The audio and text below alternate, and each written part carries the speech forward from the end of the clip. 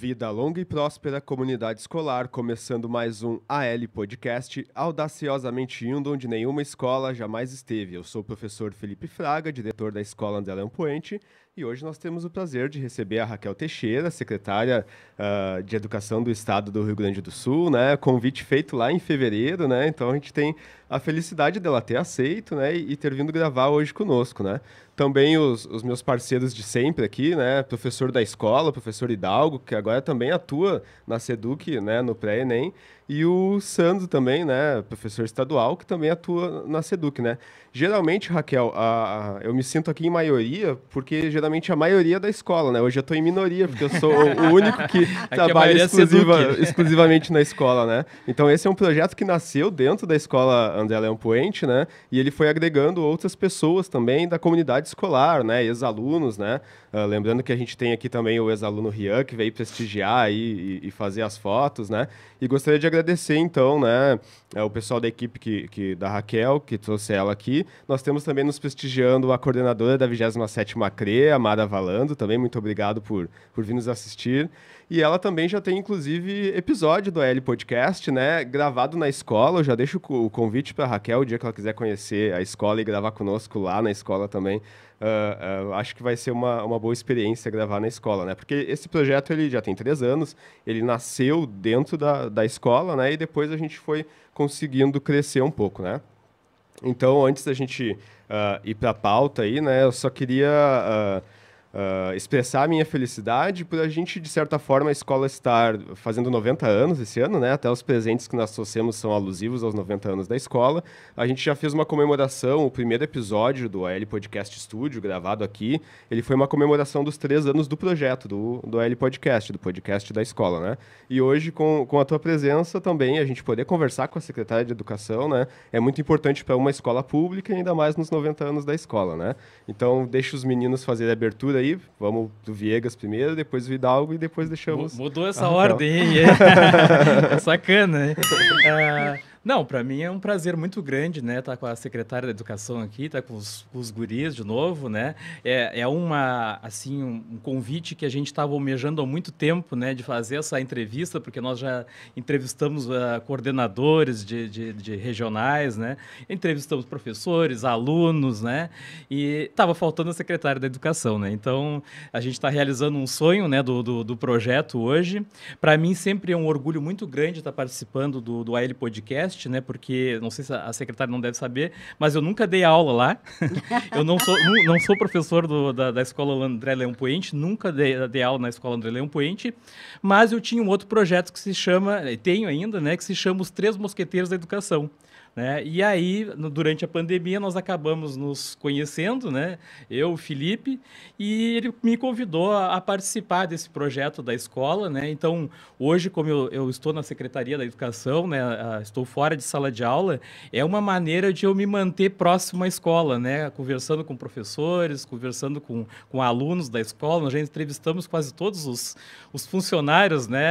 Desde outros vice-diretores, coordenadores, supervisores, né, até a merendeira, secretária, nós entrevistamos. Então, eu já conheci todo mundo da escola, já tive a oportunidade de fazer um podcast lá na escola, né, muito legal mesmo.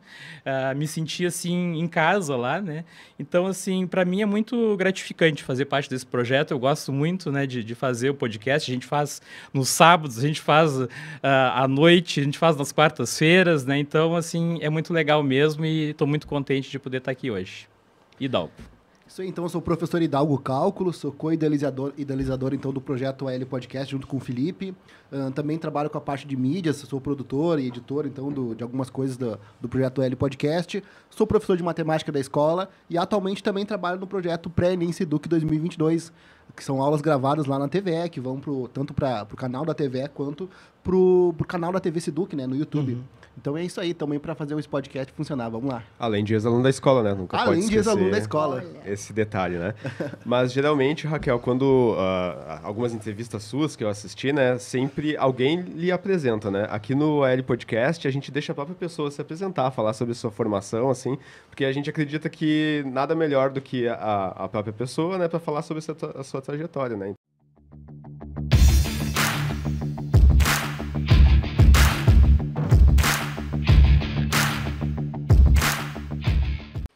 Obrigada, Felipe. Mas antes de falar de mim, deixa eu falar um pouco da minha alegria de estar aqui. Como o Felipe disse, na visita que eu fiz à 27ª CRE, a convite da Mara, minha grande amiga que está aqui dando força aí para a gente, não é? A gente combinou essa gravação, esse podcast hoje, mas eu quero dizer do meu orgulho em estar dirigindo uma rede que tem esse tipo de atividade. Porque a gente quer da escola moderna é essa escola interativa em que os alunos são participantes, em que os alunos são protagonistas, junto com o diretor, junto com o professor, junto com o aluno, participando, levando a escola para o mundo real, fazendo essa interação com a cidade, com a comunidade, né? O Viega falou dos 3 mosqueteiros da educação, o Hidalgo falou do pré-ENEM, são atividades que enriquecem a rede. Então, a rede do Rio Grande do Sul é uma rede rica, que oferece atividades de pré-ENEM. Eu tenho uma camiseta igual a essa, viu? Tão bonita, tão linda quanto a sua. Eu uso a minha para fazer esteira, para malhar. Mas, então, eu estou muito feliz. É muito chato falar de mim, Felipe, mas eu acho que talvez o que eu queira destacar é o fato de que eu tive grandes oportunidades de estudo na vida, eu reconheço, e acho que isso exige de mim um retorno para a comunidade, não é? Eu comecei a minha vida acadêmica, a vida profissional, muito cedo. Eu terminei a graduação em letras na Universidade de Brasília em julho de 1970. Em agosto apareceu um concurso para professor de língua inglesa. Eu tinha recém-formada, eu tinha o quê? 21, 22 anos, mas como eu já tinha morado 1 ano nos Estados Unidos, com 16 anos eu fiz um intercâmbio de 1 ano. Então, meu último ano do ensino médio, high school, eu tinha feito lá. Então, eu falava inglês com muita desenvoltura e fui aprovada no concurso. Então, aos 21, 22 anos de idade, eu me tornei professora da Universidade de Brasília. Foi lá que eu fiz o meu primeiro mestrado. E, em 1980, eu fui para Universidade de Berkeley, na Califórnia, com a família toda, marido e 3 filhos, ficamos lá 3 anos. Eu fiz um outro mestrado, fiz um PhD na área de linguística, e foi uma experiência muito rica, porque além da parte acadêmica, 1980, eu sou muito antiga, viu? Então, 1980, vocês não sabem disso, mas até então, o computador, a gente trabalhava no computador com linguagem artificial. Se você quisesse usar o computador, você tinha que aprender COBOL, uma série de linguagens artificiais. Em 80, estava no auge a transformação do computador, a inserção da linguagem natural no computador. E linguística era estrela dessa coisa. Então, eu fazia linguística, fazia sintaxe, que era a minha área de especialização, mas eu trabalhava com engenheiros eletricistas e pessoal da computação, psicólogos, filósofos, porque a gente precisava descrever a língua para que o computador, então, para inserir a linguagem comum no computador. Então, foi um momento muito rico. Eu fazia parte de um grupo de ciências cognitivas e foi um aprendizado fantástico. Voltei ao Brasil. A Universidade Federal de Goiás, onde eu lecionava, não sabia nem o que era inteligência artificial ou ciências cognitivas, porque em 1985 a gente nem tinha internet. A internet era coisa só da universidade e de algumas. No Brasil, quem trabalhava com ciências cognitivas nos anos 80 era só a PUC do Rio de Janeiro e a PUC de Porto Alegre. Eram as 2 únicas instituições que trabalhavam nessas áreas. Fui convidada para vir para as 2, mas o meu marido não queria mais sair de Goiânia. Então, como não estava no meu plano separado do marido, com quem eu estou, aliás, casada há 54 anos, meu primeiro namorado, então eu fiquei em Goiânia e me dediquei à parte, né, muito menos à parte de linguística cognitiva, que era o que eu tinha me especializado, mas nos Estados Unidos, quando a gente faz um PhD, você tem que escolher 2 áreas. Uma chama Major, que é a principal, era linguística cognitiva. Outra chama Minor, que era linguística antropológica.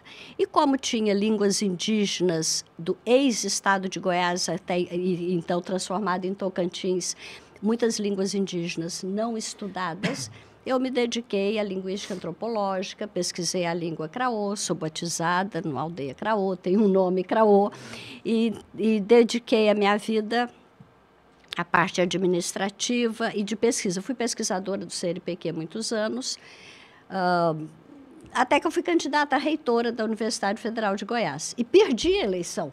Eu ganhei disparado entre os professores, perdi vergonhosamente entre os funcionários, empatei entre os estudantes, mas era uma eleição paritária e os funcionários eram em maior número. Então, eu não fui eleita reitora, fui convidada para ser secretária da Educação. E aí eu fiz um mea-culpa que me matou de vergonha na época. Eu tinha 40 anos já de universidade, entre a Universidade de Brasília e a de Goiás, e eu não sabia nada da rede de educação básica pública.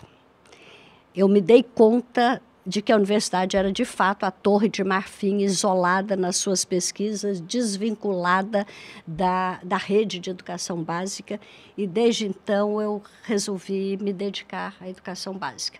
Fui secretária da Educação em Goiás 2 vezes, fui secretária de Ciência e Tecnologia, daí eu virei deputada federal 8 anos, fui do Conselho Nacional de Educação. E por que eu digo isso? Ter sido do Conselho Nacional de Educação, ter sido presidente da Comissão de Educação da Câmara dos Deputados, ter sido professora PhD titular, sou professora titular da universidade, ter morado tanto tempo no exterior, eu acho que me deu uma visão de mundo dos vários ângulos da educação, e um compromisso muito grande. É por isso que eu estou aqui. Eu não conhecia nada do Rio Grande do Sul e o governador me fez o convite e, na verdade, onde eu tiver a oportunidade de trabalhar pela educação básica... O ano passado foi pior, porque foi o primeiro ano. Mas eu não tenho problema com frio, Viega. Eu já morei nos Estados Unidos, já morei na Alemanha, já morei na Inglaterra, mas o que me incomodava muito, o que me incomoda ainda aqui no Rio Grande do Sul, é não ter um sistema de calefação adequado. Porque na Europa, nos Estados Unidos, você não passa frio dentro de casa. Sim. Você passa frio no percurso que você tem entre uma casa e outra. Casa, escola, igreja, loja, tudo é aquecido. Então, na verdade, você fica com neve lá fora de short dentro de casa, porque o aquecimento, né, o sistema de aquecimento é bem sofisticado. E aqui a gente não tem isso. Não. Então, o que eu estranhava... O verão passa calor, o inverno passa frio. Exatamente. Então, o que eu estranhava... Mas já acostumei. E o calor humano tem sido tão forte que compensa o frio. Sou muito grata. Eu fui recebida com muito respeito, com muito carinho, com muita amizade. Virei goiúcha de cara. Daqui uns dias eu já viro gaúcha inteira. Já está falando bar? Ainda não. Apesar de ouvir o Rodrigo falar bar o dia inteiro e o João também, com quem eu ando o dia inteiro.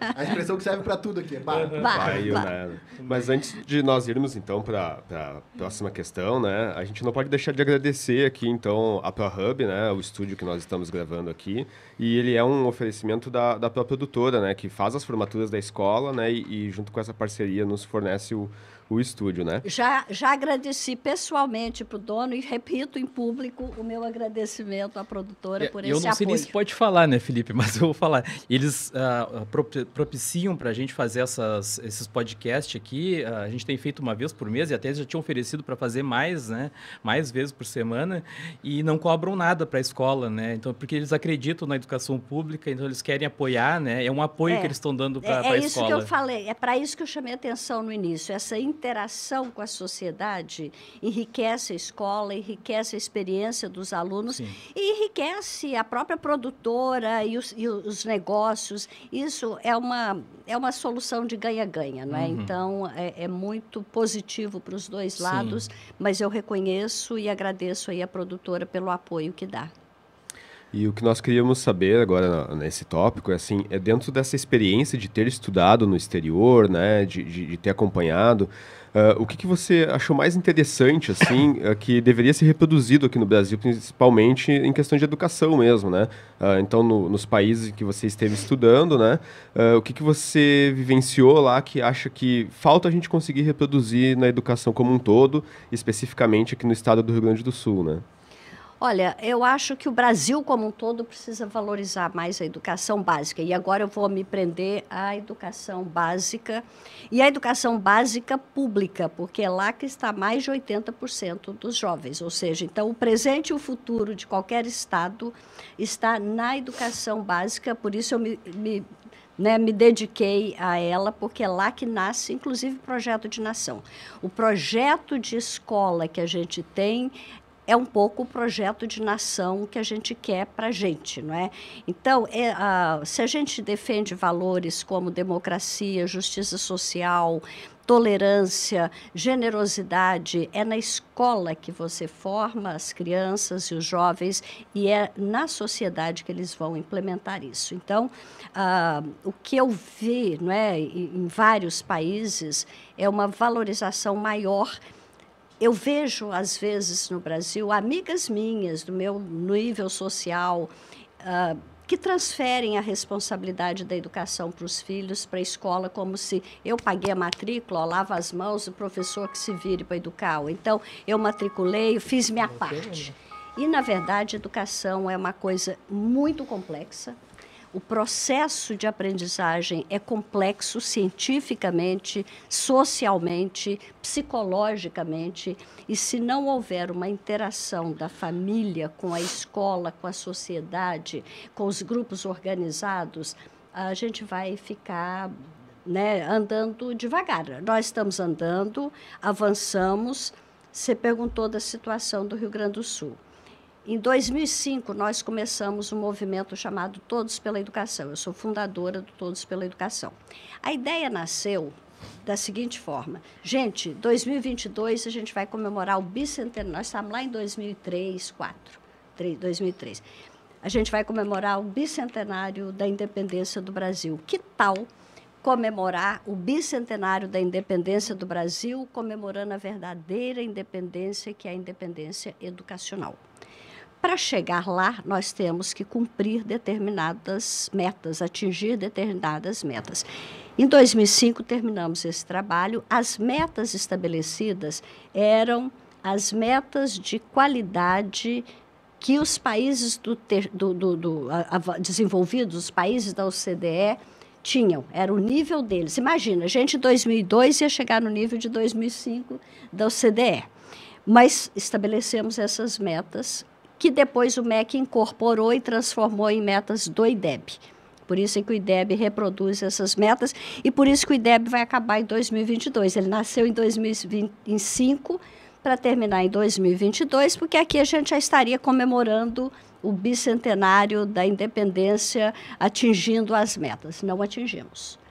Não atingimos por várias razões, uma delas a falta de envolvimento da sociedade, a falta de compreender que a educação é a única alavanca do desenvolvimento pessoal e, consequentemente, da nação.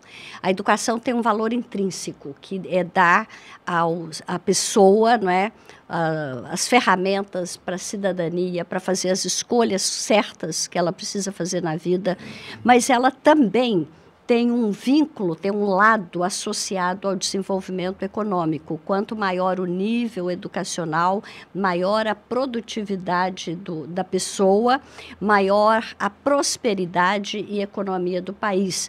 A gente não pode desvincular.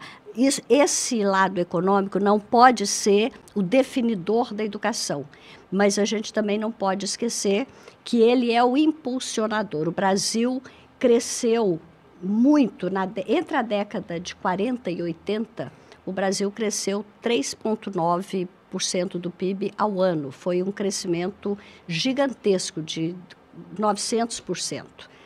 De 1980 para 2020, nós patinamos em 0,7% de crescimento, e isso está muito ligado à educação. Na mesma época, a Coreia tinha os mesmos dados educacionais que nós e resolveu fazer um investimento pesado em educação. E a diferença está aqui hoje. Agora, quero com isso copiar o exemplo da Coreia? De jeito nenhum. Até porque a Coreia fez uma opção por atrelar a educação ao desenvolvimento econômico. Desde 1950, dois ministérios são vinculados diretamente ao primeiro-ministro, o Ministério da Economia e o Ministério da Educação. E a cada 6, 7 anos, eles reformam o currículo de acordo com o que a economia demanda. Então, lá nos anos 50, o que a Coreia precisa para ficar rica? Ah, o mundo não tem indústria naval de qualidade. Vamos investir nisso? Vamos.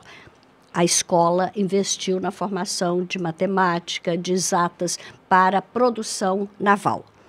Passou a época da produção naval, agora nós vamos investir em quê? Muda o currículo. Em 2015, quando eu estive lá com o primeiro-ministro, com o ministro da Educação, ele falou, olha, secretária, eu era secretária em Goiás, nós agora vamos investir em inovação.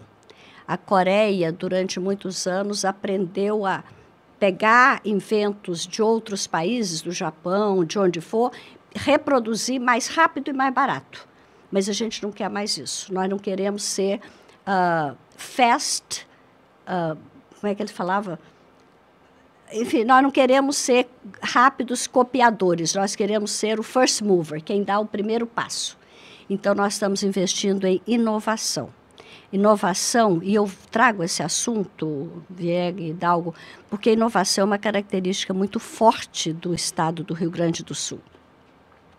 Por que eu fiz questão que a Secretaria da Educação participasse do South Summit, com Hakache, com tudo que nós fizemos? Porque um sistema de inovação tem que nascer com a educação básica, é com a criança. Não adianta você achar que um grupo da PUC faz inovação, que um grupo de startup faz inovação. Para ser inovador, o Estado tem que ter um ecossistema de inovação que nasce lá na educação básica. E é isso que nós temos que focar, porque o Rio Grande do Sul tem várias novas empresas de software, de informática, de sistemas, e não tem gente qualificada. Então, quando eu digo a educação tem um valor intrínseco, independente de qualquer vinculação econômica, mas nós não podemos ignorar que se nós conseguirmos dar nas nossas escolas esse plus econômico de formação que vai permitir uma inserção no mundo do trabalho qualitativo, ela melhora a vida dela, da família, da comunidade e do Estado, né? Então, o que eu sinto falta aqui ainda é, Viega, voltando lá na sua pergunta, esse envolvimento maior da sociedade como um todo para compreender a complexidade e a essencialidade do processo educacional. Sabe que dentro do projeto, do podcast em si, a ideia é um pouco essa, né? De a gente poder trazer os pais para participarem, ex-alunos, né? O nosso público, pelo que eu posso perceber, assim, de quem assiste o podcast, que escuta, né? É todo de ex-alunos e de pais de alunos, a grande maioria, assim, né? Então, a cada 10 visualizações que a gente tem, 6, 7 são de ex-alunos e de pais, Olha, né? parabéns, Felipe, vocês estão certíssimos, o caminho é esse. Hidalgo, então?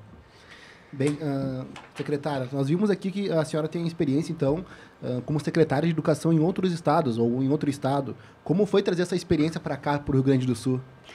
Olha, eu fui secretária da Educação em 1999 e depois em 2015. Foram dois mandatos diferentes. As características do próprio Estado eram diferentes, mas acho que isso me deu uma experiência de gestão que facilitou minha vida aqui, Hidalgo. Se eu tivesse chegado no Rio Grande do Sul 1 ano e meio do final do mandato de um governador, em ano de eleição, sem conhecer a realidade, se eu não tivesse experiência de gestão da máquina pública, eu acho que eu teria sido engolida. Não fui engolida pela experiência, pela compreensão de que uma máquina pública como é a educação é um sistema, é uma engrenagem extremamente complexa, ela tem um aspecto financeiro importante ligado ao orçamento que vem de Brasília, orçamento que é feito no Estado, a questão do Fundeb, financiamento, tem todo um lado pedagógico de carreira, de BNCC, de reforma do ensino médio, tem todo um lado de gestão, e a gestão não é simples, Hidalgo.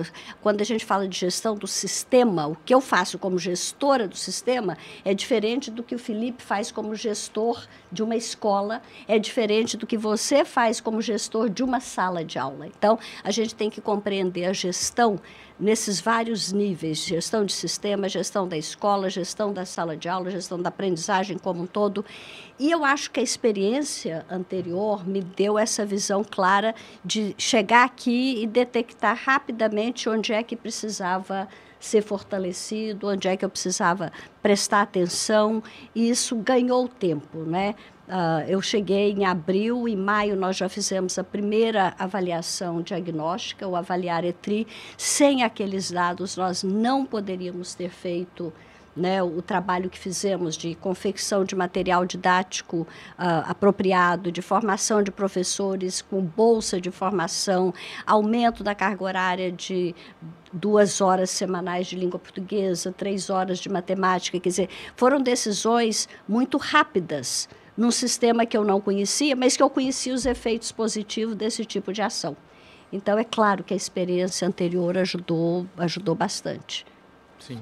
Viegas? Bom, a minha questão, a gente não ocupar muito tempo da secretária aí, né, que é concorrido, né, a minha questão é sobre a sua visita lá em Boston, né, a participação, né, eu nem vou tentar o inglês aqui, porque o inglês do professor Viegas é the books on the table, né, e ainda com a professora de inglês piorou, mas no evento que ocorreu lá, né, em Boston, e como é que foi, né, essa sua participação lá, e qual é a relação com as escolas criativas, né, que até eu faço parte do projeto lá como gestor também, né, como é que então, você está comemorando a Scratch Week essa semana. Vocês estão em pleno vapor. Pleno vapor. Hoje o Edson fez a live de encerramento, até eu estava acompanhando.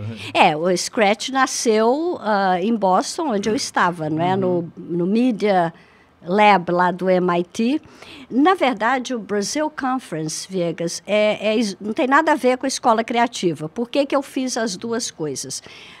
O Rio Grande do Sul, a gente sabe, mas é importante reforçar sempre, foi a única rede estadual convidada para fazer parte da rede brasileira de escolas criativas. Quando a Lehman e a Lego se juntaram para criar a rede de escolas criativas, elas selecionaram 10 redes públicas de ensino. 9 redes municipais, Curitiba, Recife e outras capitais, uma rede estadual, que foi a rede do Rio Grande do Sul. Então, só isso já coloca o Rio Grande do Sul numa posição extremamente privilegiada em relação à rede de escolas criativas. E, como parte da rede, o Rio Grande do Sul, então, foi convidado a estar presente num seminário para discutir os trabalhos da rede. Então, estamos eu e os secretários municipais das outras 9 redes com o pessoal que criou a rede criativa. Foi um período tão bom que a gente está aí no Scratch Day e nós vamos fazer aqui em outubro, viu? A meu convite lá de provocação para esse grupo que estava em Boston, nós vamos fazer um seminário de escolas criativas em outubro, em que as 10 redes se reunirão de novo para mostrar os avanços que cada uma das redes fez, a gente aprender com a experiência um do outro, não é? E avançar. Por coincidência, na mesma semana acontecia a Brazil Conference, que é uma conferência tradicional já em Harvard, organizada pelos estudantes da Universidade de Harvard, em que se trata de assuntos econômicos, educacionais, políticos, sociais do Brasil. E quando eles souberam que eu estaria lá, eles me convidaram para fazer parte de um painel. O único painel de educação que aconteceu na Brasil Conference foi esse. Então, mais uma vez, o Rio Grande do Sul teve o privilégio de levar os dados e a política educacional que está acontecendo aqui para um evento do maior destaque, da maior importância. Inclusive o Brasil inteiro muda para lá, né? Impressionante. Você anda trombando em Harvard, trombando com Luciano Huck, Eduardo Leite, João Dória, Sérgio Moro, todo mundo lá, todos os jornalistas, Eliane Cantanhede, enfim, todos os jornalistas, né? Então, é um momento muito importante e foi bastante importante para o Rio Grande do Sul, eu acho, essa janela, né, essa oportunidade de se mostrar para o mundo. Então, fico muito feliz de ter podido representar o Estado lá. E estou indo agora de novo, terça-feira, viu? Para Stanford. Stanford vai ter 3 dias de seminário por 2 motivos. A Fundação Lehman mantém um centro de educação, centro de formação de educação. Tem 2. Eles têm um em Boston e um em Stanford. O de Stanford vai comemorar 10 anos agora. Então, eles organizaram um seminário. No primeiro dia do seminário vai ser um balanço dos 10 anos. O segundo dia do seminário vai ser a visão para os próximos 10 anos. E eles me convidaram para participar desse segundo dia, em que nós vamos discutir a visão para os próximos 10 anos, onde que a Fundação Lehman poderia apoiar, investir e fazer pesquisa. A mesa da qual eu vou participar, por exemplo, é uma mesa com o Dr. Manuel Palacios, que é o diretor do CAED, que é o Centro de Avaliação Educacional de Juiz de Fora, o Alexandre Schneider, que é o diretor do Instituto Península, já foi secretário de Educação de São Paulo, a doutora Kátia, da Universidade Federal do Amazonas, que foi secretária de Educação em Manaus muitos anos e fez um trabalho fantástico na Secretaria da Educação de Manaus. E nós vamos discutir especificamente as relações governamentais que precisam se fortalecer para alavancar a qualidade da educação básica no Brasil. Então, estou muito feliz porque eu vou levar os dados do Rio Grande do Sul novamente, agora para a Califórnia. A nossa escola, ela é uma escola específica só de ensino médio. Nós temos 35 turmas de ensino médio, né? E nós não éramos escola piloto do ensino médio. E então, o novo ensino médio, né? Ele chegou pra gente este ano para as turmas de primeiro ano, né? E como tudo que é novo, né? Toda mudança, ela gera alguma insegurança. Então, a gente queria ver como é que era a sua visão, né? De enxergar a rede do Estado como um todo, né? Porque o currículo, ele vai passar a ser mais amplo, né? Então, as escolas vão ter características mais regionais, porque cada escola vai escolher os seus itinerários, né? Então, quais são as perspectivas que você enxerga, assim, para essas mudanças que vêm para as escolas de ensino médio com o novo ensino médio, né? Olha, com bastante confiança, Felipe. Eu acho que era... É claro que com preocupação, porque é uma mudança muito profunda. Eu estou há anos na educação e essa é a reforma educacional mais profunda, mais radical que eu já vivi. E a gente tem que ter muito cuidado para que ela seja, de fato, vencedora e se torne uma oportunidade de virar a chave e sair com o ensino médio melhor. A sua escola tem a vantagem, Felipe, de ser só de ensino médio. O desafio é maior numa escola que tem anos iniciais, anos finais, ensino médio, porque você não pode se especializar numa etapa só, não é? Então, parabéns, você vai ter chance de ser piloto e modelo. A reforma do ensino médio foi a resposta que o Brasil deu a um fracasso do modelo de ensino médio que a gente tinha. Se você pegar os dados do IDEB, pega os dados do Rio Grande do Sul, de 2005 até 2019, o Estado tinha 3,4 em 2005, 3,4 em 2007, 3,5 em 2009, volta para 3,4, ou seja, nesses anos todos havia uma estagnação, e não era só no Rio Grande do Sul. houve uma estagnação geral em todo o país. Em 2019, houve um ligeiro aumento no Brasil inteiro, já em função da discussão da reforma do ensino médio. Já houve mais atenção voltada para esse nível. Ele cumpre, né, esse novo modelo cumpre dois desafios, duas tarefas. Primeiro, articular as competências cognitivas com as socioemocionais, que é tarefa da BNCC como um todo, mas no ensino médio ela tem característica bem específica. E de articular a teoria com a prática. Por que é importante essa articulação? Porque o Brasil tem uma tradição de escola teórica, acadêmica, desvinculada da sociedade. Da mesma forma que a universidade é desvinculada da rede pública, o ensino na rede privada ou pública é teórico. Só para dar um exemplo, quando eu estava nos Estados Unidos, um amigo meu que fazia matemática foi ao Rio de Janeiro a convite da Secretaria da Educação. No retorno, a gente estava conversando, eu falei, e aí, o que você achou, né? O Rio é maravilhoso. Eu falei, não quero saber do Rio de Janeiro, quero saber das escolas.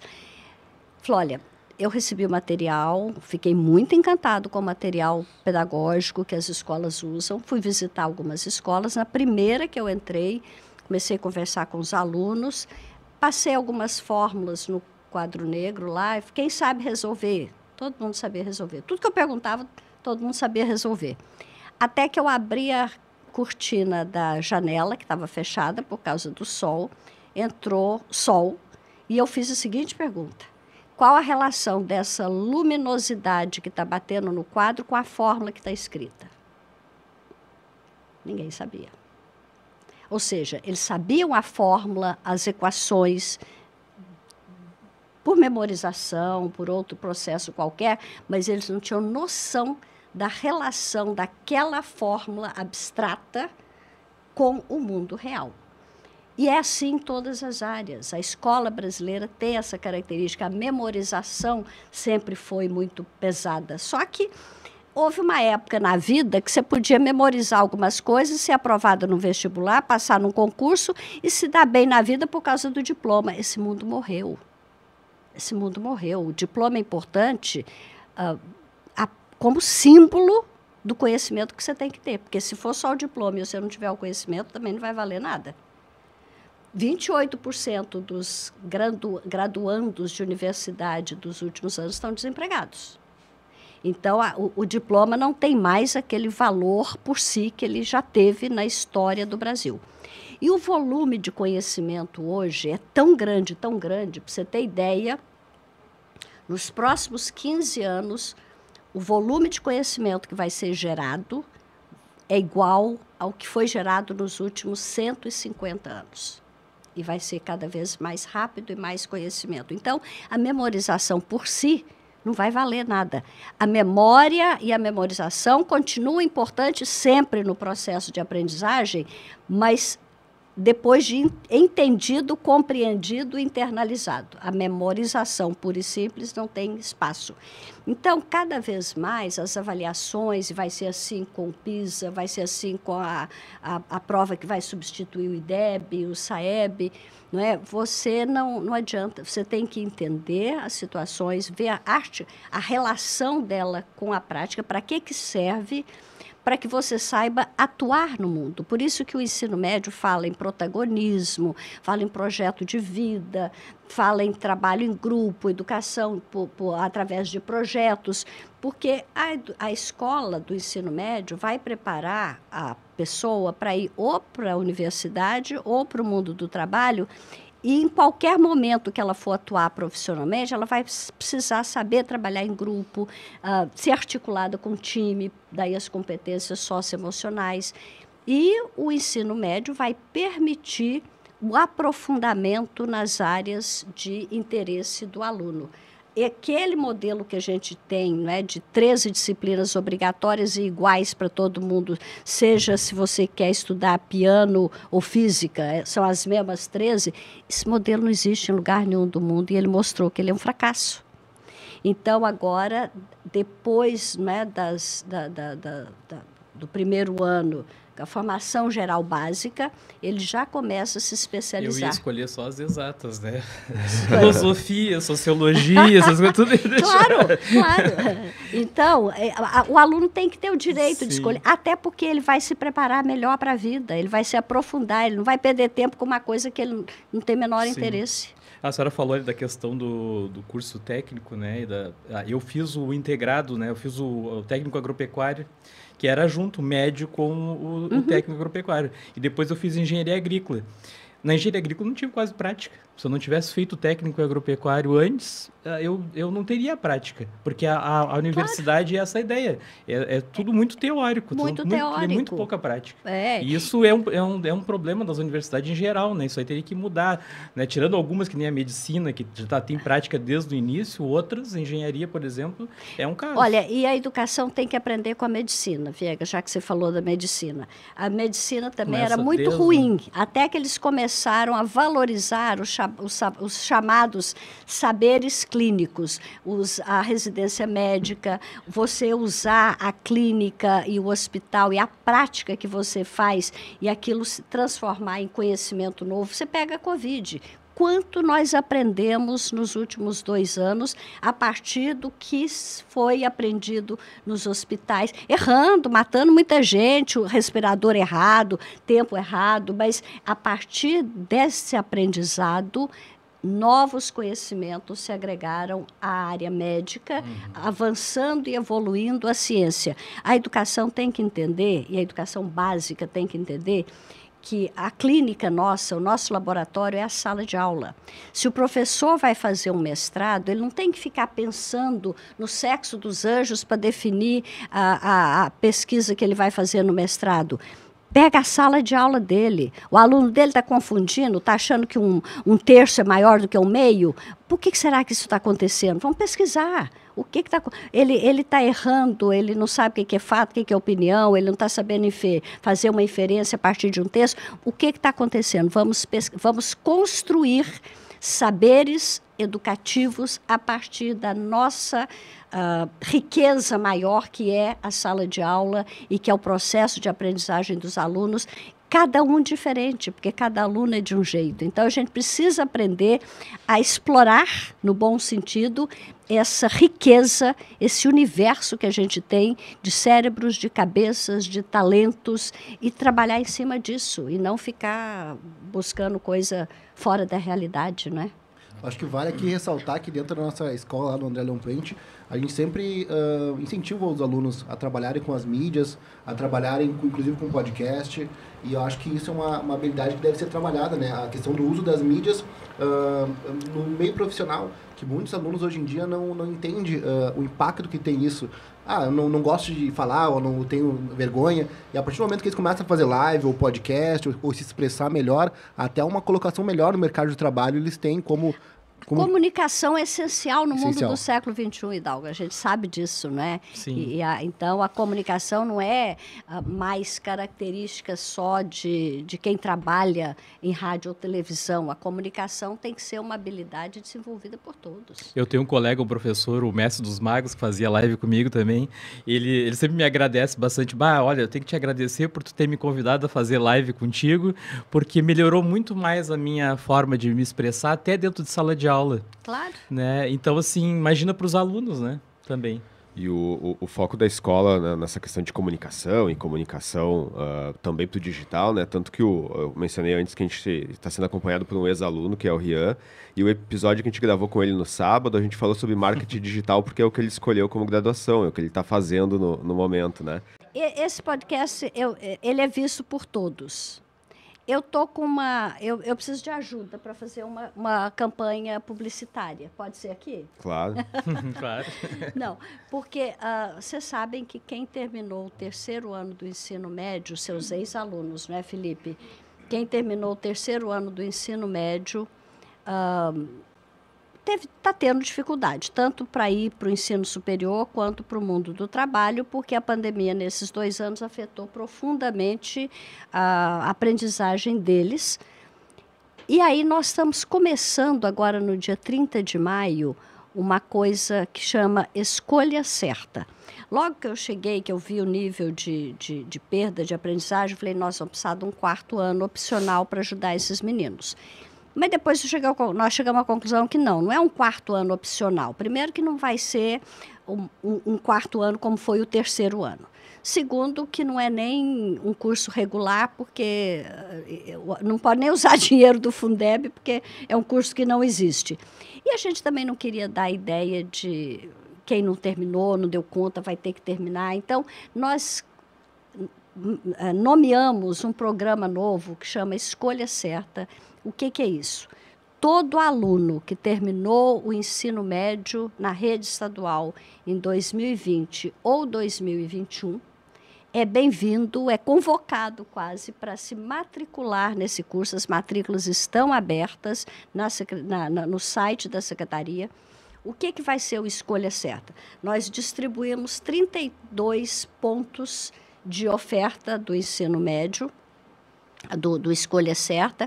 Vai ser um curso híbrido, presencial e virtual, mas quem quiser fazer só virtual, se não morar perto de um polo desses 32, pode fazer só virtual. E vão ser oferecidas 4 trilhas formativas excepcionais. Quem vai dar aula, inclusive, são os professores das universidades ligadas à Comung. O que é? A opção 1 vai ter português, matemática, inglês, projeto de vida com cultura digital, e é isso, projeto de vida, letramento digital, português, inglês, matemática. Quem optar pela trilha 2 vai ter esse pacote básico de português, inglês, matemática, projeto de vida e cultura digital, e mais um pré-ENEM específico, inclusive usando aquela plataforma Me Salva e todo o apoio, porque aí escolhe para fazer a trilha 2, quem já está fazendo o pré-ENEM ali com o Hidalgo e quer reforçar com a plataforma Me Salva, enfim, é um preparatório para a universidade. Inclusive, nós já colocamos nos Chromebooks na tela o Me Salva para divulgar. E aí a ideia agora é colocar também esse do Escolha Certa. O terceiro, a trilha 3, a terceira opção, é o pacote básico, português, inglês, e um olhar especial, uma opção de trabalhar até na linha da educação técnica e profissional, com sistemas de informática, desenvolvedor, programador, todo ligado à área de desenvolvimento de tecnologias, área de tecnologias. E a trilha 4 é ligada à economia criativa, então artes visuais, design, todas as áreas ligadas à comunicação. Então, são 4 trilhas espetaculares que os alunos têm a oportunidade de sair com um perfil que tem demanda, que tem lugar tanto na universidade quanto no mercado de trabalho. Qual que é a dificuldade que nós estamos tendo? Esses alunos não são mais da rede, a gente não tem contato com eles. Então, a gente está com uma matrícula baixa. É uma oportunidade muito boa, os cursos são muito bons, mas os alunos não estão sabendo da oportunidade que tem. Então, se vocês ajudarem a gente a divulgar isso... Com certeza. Viu? E aí a tarefa eu transfiro para vocês, porque o próprio Felipe, né? Você não deve ter contato mais com todo mundo que terminou o ensino médio em 2020, em 2021. Se cada diretor for atrás dos alunos, a gente pode ampliar. O Felipe até... o Felipe eu acredito que tenha. Ele tinha um canal de comunicação muito grande pelo WhatsApp até, com pais e com os alunos. Se os ex-alunos forem nesse momento procurar no Instagram da escola, eles vão encontrar a publicação do Escolha Certa, né? E muitos deles interagem conosco ainda pelo status do WhatsApp da escola, porque a gente tem mais de 1000 visualizações e muitos deles são de ex-alunos, assim, né? Então, eles enxergam por lá, né? Mostra para eles a importância deles chamarem outros colegas, outras pessoas que não estão sabendo, porque, de fato, é uma oportunidade. Sim, isso aí. Mas, então, o Hidalgo ele ia fazer perguntas sobre o pré-ENEM, porque agora ele atua, né? E a gente conseguiu levar um professor da escola, então, para o pré-ENEM, para a TVE, né? A gente disse que o Hidalgo é o garoto pré-ENEM da TVE, né? Agora que nem o Arthur, agora tava olhando para ti, né? Aí o ar de intimidação. o nosso próximo passo audacioso agora é levar o AL Podcast para a TVE, né, Hidalgo? A gente está sempre trabalhando para isso. Conversando sobre isso, né? Olha, eu tenho certeza que a TVE é receptiva. Que bom, a gente Posso até conversar também, mas Diretor Mário aí, um abraço. E além disso, também nós falamos sobre marketing digital, que o RIA curso e tudo, né? Nós também temos os planos de tentar uma implementação de técnico em audiovisual na escola, exatamente para preparar os alunos, né, para esse mundo novo, né, de produzir vídeos, produzir podcasts também, né? E a reforma do ensino médio, Felipe, vai permitir que as escolas tenham esse perfil. Vai acabar tendo escola mais especializada na área do agronegócio, escola mais especializada em comunicações, a escola mais especializada em dança, em física, no que quiser. Então, as escolas vão poder ter, como acontece no mundo todo, as escolas têm determinado perfil, né? A escola de formação de balé clássico mais famosa do mundo é de Nova York, junto com o ensino médio. Então, as escolas vão poder desenvolver as suas características e as suas especificidades com qualidade, com mais qualidade. Eu adoraria continuar, porque eu adoro conversar, claro. Vocês já perceberam? Vocês já perceberam que eu adoro conversar, e principalmente se a gente está conversando de educação, e principalmente se os interlocutores são como vocês, né? Top. Parabéns e obrigada. A gente já agradece, então, né, a sua presença, a disponibilidade, né, e reforço de novo a felicidade de lhe receber, assim, num projeto de escola pública, poder receber a secretária de Educação. Para nós, vai ficar uma marca histórica da escola, né? Não só dos 90 anos em 2022, também de nós podermos conversar com a secretária, né? Então, antes de finalizar, bem rapidinho, a única coisa que eu queria colocar é que você falou sobre pesquisar quem seria o André Lampuente, né? Mas ele foi um professor, e ele é um professor de letras como nós. Eu também fiz graduação de letras, né? Você também. E ele foi o primeiro professor do Rio Grande do Sul a editar uma gramática de língua portuguesa mais regionalizada, mais localizada, né? E os alunos aderiram tanto e gostaram tanto disso que hoje ele tem um busto aqui na Praça da Matriz, né? Que é a praça em frente à Assembleia Legislativa, né? E inclusive o logo da escola ali, que foi feito por um aluno também, inclusive, é do busto dele que fica ali na praça. Então, se um dia a senhora for na praça ali, tem aquele monumento ao Júlio de Castilhos, bem ao lado tem o busto do André Lampuente. Olha, vou com muito prazer, porque eu estou adorando conhecer muita coisa nova. Eu conhecia nada do Rio Grande do Sul, acho que eu nunca tinha nem... Eu vim aqui uma vez, antes de vir como secretária, participar de um encontro de secretários de educação que aconteceu num hotel em Porto Alegre. Cheguei no aeroporto, fui para o hotel, 2 dias de reunião, do hotel fui para o aeroporto e fui embora. Então, na verdade, eu conheci Porto Alegre agora, quando eu cheguei, estou conhecendo o Rio Grande do Sul. A senhora visita bastante as escolas, né? Eu vejo que isso é uma coisa que não era comum aqui, os secretários visitarem as escolas. Eu vejo, né, acompanho já antes até de ir para a SEDU, que a senhora visita bastante as escolas. Eu lamento não visitar mais. Eu adoro visitar a escola, conversar com o professor, conversar com o aluno, adoro. Mas acontece que se eu não resolver os pepinos, os problemas, eu não consigo dinheiro da autonomia financeira, eu não consigo as condições, não é? Porque aquilo que eu falei, a máquina é uma engrenagem muito complexa e alguns acertos, algumas conversas, algumas reuniões, se eu não fizer aqui com o secretário da Fazenda, com o Gabinete Civil, com a Casa Civil, com o governador, não chega para você, Felipe, muitas coisas que chegam. Então, eu tenho que dividir meu tempo entre conhecer escolas. Mas tenho admiração profunda pelas escolas, pelos professores. Na verdade, eu comecei na universidade muito cedo, mas a minha primeira experiência voluntária foi como professora voluntária aos 15 anos numa creche filantrópica de Goiânia.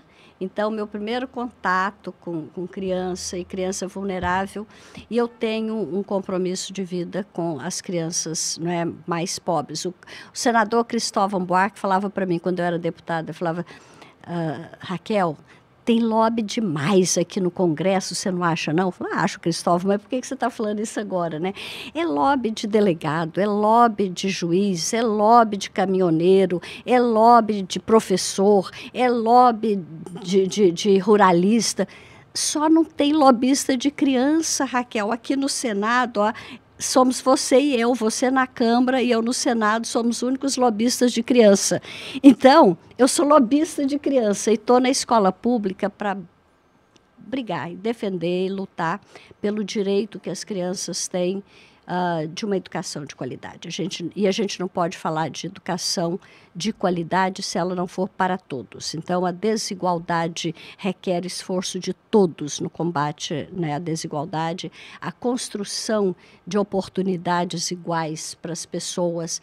Se a gente não trilhar esse caminho, nós não teremos a máquina da democracia, não é? A máquina da democracia é formada na máquina da escola pública. Então, escola pública e SUS são os dois equipamentos sociais mais importantes que esse país tem.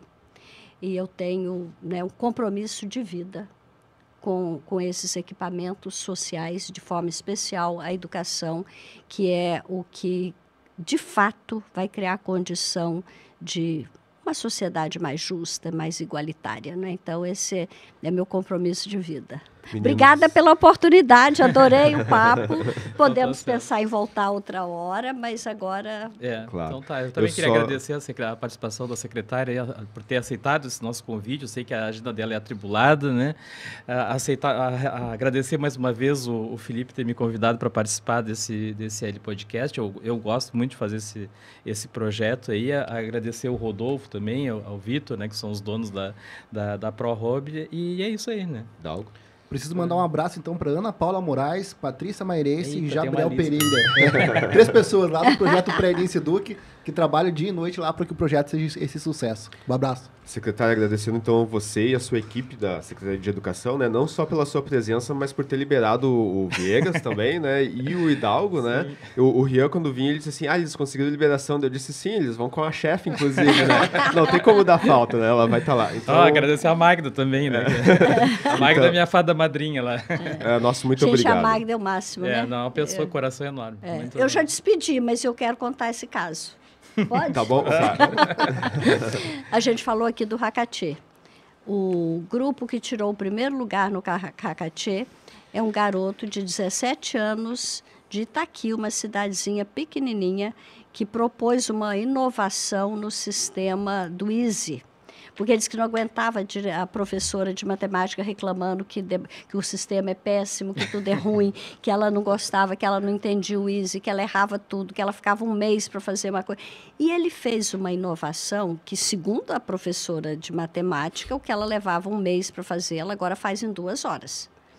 Então, o que aconteceu ontem? Eu pedi que a equipe de técnicos, engenheiros da Procegs analisassem a proposta que o menino apresentou no Hakatê. Eles ficaram horas com esse menino, ficaram apaixonados pelo Paulo. Ele é autista, ele tem dificuldade para falar, ele estudou inglês sozinho para aprender a fazer programação, aprendeu a programar sozinho, fez programação ao vivo ontem para a cúpula técnica a mais alta da Procergs. A Procergs achou fantástico, eles vão mudar o Easy incorporando as sugestões do Paulo.